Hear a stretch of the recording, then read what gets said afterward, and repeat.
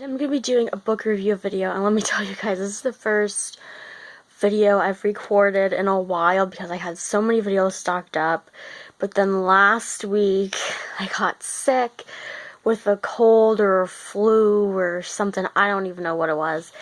And it really put a standstill on my book review video, or my book reviews I've been doing.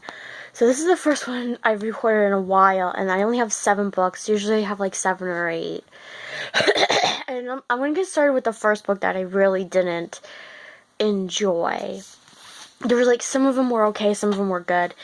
Now this one is by Wilbur Smith, and it's called Pharaoh, and this is what it looks like. I got this book at Walmart, like, I don't even know how many months ago it was, and I really didn't want to read it because usually I like to read a lot of the smaller books first. And this one was one of these books that were like, they were like the James Patterson books, like the chapters were like short, but it was kind of like a James Patterson book where the chapters are short, but there's like a ton of chapters. And then there was like 500 some pages in it. And this book, I don't know how many chapters are in it because first of all, I didn't finish it because I really didn't like it. And second, it was because there was no chapter marks in the books. Like, the only way you'd start a new chapter is, like, it wouldn't say, like, oh, this is chapter 2 or whatever. It would just have, like, it just had, like, a picture, and the picture was always the same on each chapter side and stuff. This is about this guy who worked for the Pharaoh Thutmose, and after he dies, this new pharaoh comes into play, and he's really crazy, and he exiles this guy, that used to work for, I guess, his dad or his cousin or something. I don't even remember. It doesn't even say that this guy was Thutmose's son or anything. And this guy becomes pharaoh. His name is Pharaoh Utteric, Utteric. And he tells this guy and this king that used to be his friend, this guy that the whole book's about, what's his name? I forget. And him and this king get exiled out of Egypt, and through this exile he meets Ramses, which of course is a pharaoh of Egypt, and they're trying to plan this strategic thing to help reclaim Egypt and all this stuff. And I got through like to 300 in this book, I think, and I really didn't like it. There's too much, like, I feel like there was too much, like, space in the book because it was kind of, in the beginning, it was cool, and they were talking about, like, this war they were fighting and all this stuff, and then as soon as, the Pharaoh Thutmose dies, it really just, like, it felt like it was just, like, on a plateau, like, nothing really exciting happened, and it seemed like it just kept repeating the same things over and over and over again, so I really didn't enjoy it. So, I mean, I guess it's supposed to be, like, a historical fiction kind of book because of the names that are in it and stuff like that. And there was a Thutmose pharaoh, and Ramses was a pharaoh and stuff. So this book was an okay book. I don't even remember where I got this from. It was probably like a book sale or something. And it's an Aurora Tea Garden mystery. It's by Charlaine Harris. And if you don't know who that is, she writes the books that were based on the True Blood TV show. And this is called the Julius House, and this is what it looks like. And this book was a small book, and it was basically about Aurora Tea Garden, and she was getting married, and she wanted to buy this farmhouse place for her husband because her husband was associated with this place. And in this house, the Julius house, this family, the Juliuses just disappeared out of thin air, and nobody knew what happened to them. And it really didn't get, like, really, really good until, like, the last couple chapters in the book, because it basically went, like, it was basically, like, it talked about the Juliuses, and then it just talked about her buying the house, and then them living in the house, and then towards the end of the book, they figured out what happened to the Juliuses, but it was like in the most random way. Like, it felt like it was just like a sporadic way that she found what happened to the Julius's, Aurora.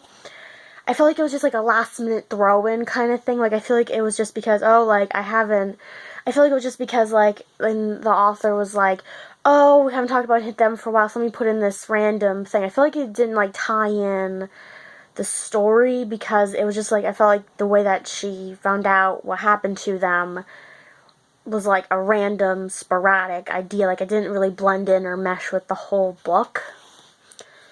So this book, it really wasn't, it's not a book that I usually just read. It's kind of like one of these, like, random reads where it's, like, it's not like one of the, it's like when you read, like, a book, it's when you read a book that's not a book you usually kind of read, where it's not, like, a genre you read, or it's not, like, a specific author you read. It's just, like, a random book. And this is what this one is. This was, like, a random book. And it's by Jan Coffey. I guess that's how you say her name. And it's Tropical Kiss. It says, a girl, a guy, a little international intrigue. And this is what it looks like. And basically what this book is about was about this girl. Hold on. Morgan. This, because I mean, I have to look some of this stuff up because, obviously, because I was sick, everything, like, blurred together.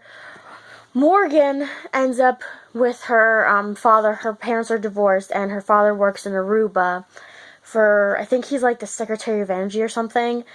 And what happens is her mother gets remarried, and their honeymoon's gonna last all summer long, so she has to stay with her dad in Aruba, and she's really estranged from him, and she has to live with him because she's in this leg cast and stuff, so she can't really do anything on her own. And she ends up falling for his secretary named Cyrus, and they end up trying to figure out what her dad does, because even his secretary doesn't know what he does, and she doesn't even know what her dad does. And they end up getting involved in what's happening with the plot that he has with these people and stuff, and they get kidnapped and stuff like that. And she basically is trying to, I don't know the word to say, she's basically caught up in all this drama and stuff. It's a really good book. Like, it's not like, I thought it, like, when she first started falling in love with this Cyrus guy, I thought, oh, this is what the book's gonna be about. It's just gonna be like this lovey-dovey book, but it had a lot of suspense in it and action in it. Now, this book, I read it, and this is the book that I started when I was getting sick. And this is The Children of Henry VIII. It's by Alison, Weir, I guess how you say his or her name. And this is what it looks like. And basically, there's only one that isn't his child. This book is basically about his 3 children, plus, like, his cousin or something. Oh, his great niece. And it's about his heir. So it's basically just about his heirs. Like, it talks about, the first, like, the chapters are based on, like, the chapters weren't chapters, they were just, like, in parts. So it was basically like, oh, like, when one was king, and then when the queen, and the other queens and queens and stuff. So basically what happens is the first part takes place where, the first part is the prologue where it tells you all about how Henry VIII got all of his wives, and about his children and stuff. And it's basically about Edward, it doesn't say what number he was. I think he was Edward the 6th or something. So it was Edward, his son, which he had to Jane Seymour, and then he had Mary, who was his first daughter, his first child that he had with, his first and only child he had with Catherine of Aragon, I think that's how you say it. And then the third child he had with Anne Boleyn, which was the second daughter, and her name was Elizabeth, which all of them become the king and the queens of England. And then the last one, the fourth one, was about, excuse me, I'm still kind of sick, was about his great niece, Lady Jane Grey, who only lasted like 9 days as Queen of England. And that's basically what it's about. It's kind of just like the biography, a meshed up biography of all 4 of these women and the heirs to the England's throne. And I like this book. It was really good. There was a lot of stuff in it that I really didn't know about all 4 of these children / heirs, and it was a really good book. I really liked it. So if you really like Henry VIII, or you really like history, or you really like English history, or the royals, or whatever, this is a good book. Now, I really would say, though, this book, there's a lot of information in this book, and the words are really small on the page, so just so you guys know that. So this book was a really good book. This is the first one I think I read for the whole book review video.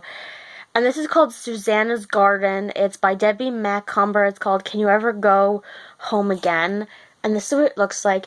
And it's basically about Susanna goes to visit her mother.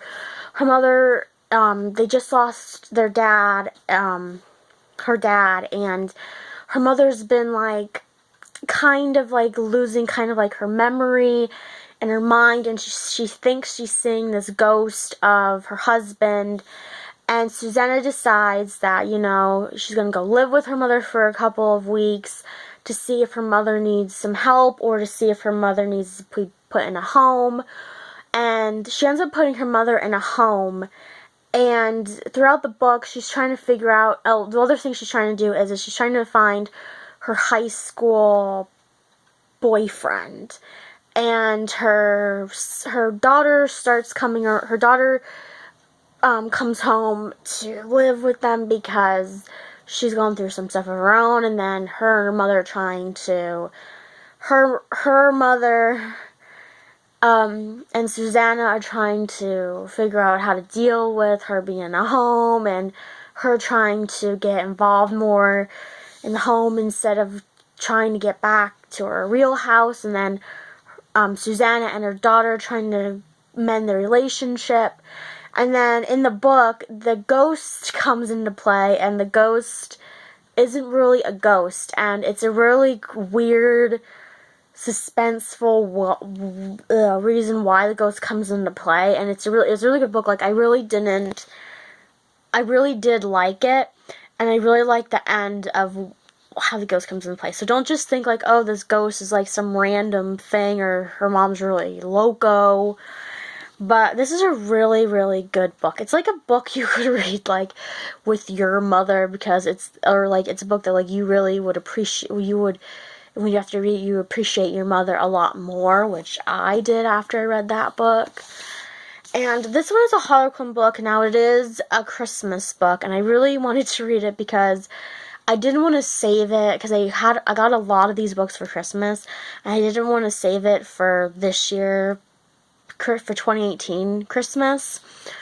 So this is called Santa's 7-Day Baby Tutorial. It's by Maxwell. It's a special edition, and I guess this series is called Hurley's Homestyle Kitchen, and this is what it looks like. It's basically taking place, it's with this Amish woman, and she hasn't gone through her spring, or however you say it, where the Amish go live out of their culture, and to see if they want to live, before they get baptized in the Amish church, if they want to stay English, which is like us, or if she wants to stay Amish. And what happens is this guy, this FBI agent, goes to this community because of his boss's kid's gerbil or hamster goes missing, and one of the Amish women take it, and he finds this woman, what's her name? Anna. Yeah, Anna. And what happens in the book is Colt, that's the FBI agent guy, he has to take care of his sister's twins, because his sister and her husband are going on this cruise, and he has to take care of these babies, and he doesn't know anything about taking care of babies, so he implies the help of Anna, where she's learning about the English way of life, and he's learning how to take care of babies, and he is trying to explain to people that she is his nanny for the babies and not somebody that's like they're together or anything. So this is the last book I have for this video, and this is called World's Greatest Wonders, from Man-Made Masterpieces to Breathtaking Surprises of Nature. And this one I got at Five Below. Five Below is like a store where you can get like random stuff for $5 or, well, $1 to $5, and this book was $5.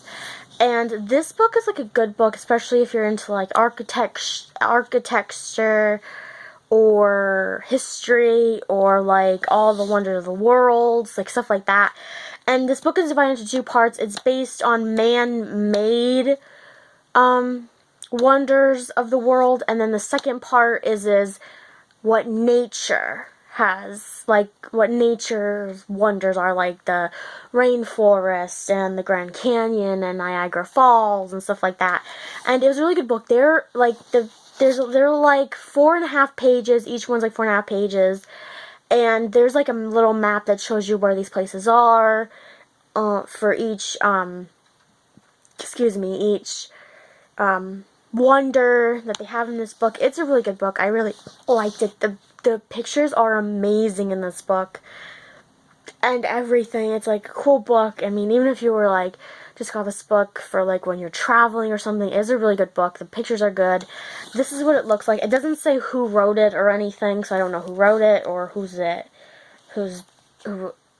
wrote it or what company made it or whatever. This is what it looks like.